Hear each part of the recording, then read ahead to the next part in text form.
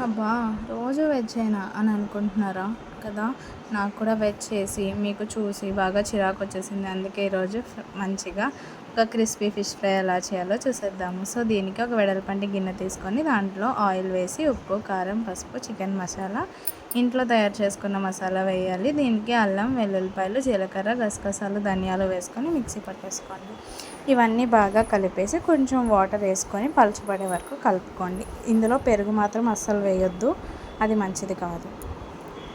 ఇప్పుడు ముక్కలన్నీ అందులో వేసేసి ప్రతి మూల మసాలా అంటుకునేలాగా కలపండి. ఈ ముక్కలన్నీ బాగా కలిపేసిన తర్వాత కొద్దిసేపు ఒక గంట సేపు ఫ్రిడ్జ్లో పెడితే బాగా మ్యారినేట్ అవుతాయి. సో గంట సేపు తర్వాత ఫ్రిడ్జ్లోంచి తీసేసి ప్యాన్ పెట్టుకొని ఆయిల్ వేసి, ఆయిల్ హీట్ అయిన తర్వాత ఈ ముక్కల్ని అందులో వేయండి. వేసి ఒక 2 మినిట్స్ 3 మినిట్స్ తర్వాతనే తిప్పండి. వెంటనే తిప్పేస్తే ముక్క విడిపోతుంది కాబట్టి ఇంకొక సైడ్కి తిప్పుకొని బాగా కాల్చుకోండి. ఇవి తెల్లగా ఉన్నాయి కాబట్టి పచ్చిగా ఉన్నట్టు.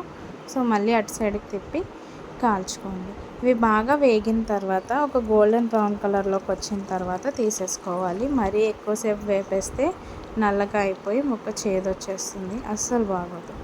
సో ఇవి బాగా వేగిపోయిన తర్వాత మిగిలిన ముక్కలు కూడా అందులోనే వేసేసుకొని బాగా ఫ్రై చేసేసుకొని ఇవన్నీ ఒక హాట్ బాక్స్లోకి తీసుకొని కొత్తిమీరతో గార్నిష్ చేసుకొని సర్వ్ చేసుకుంటే క్రిస్పీ ఫిష్ ఫ్రై ఎలాంటి కలర్స్ కానీ మైదా కానీ ఎలాంటి కార్న్‌ఫ్లోర్ లేకుండా భలే టేస్టీగా ఉంటుంది.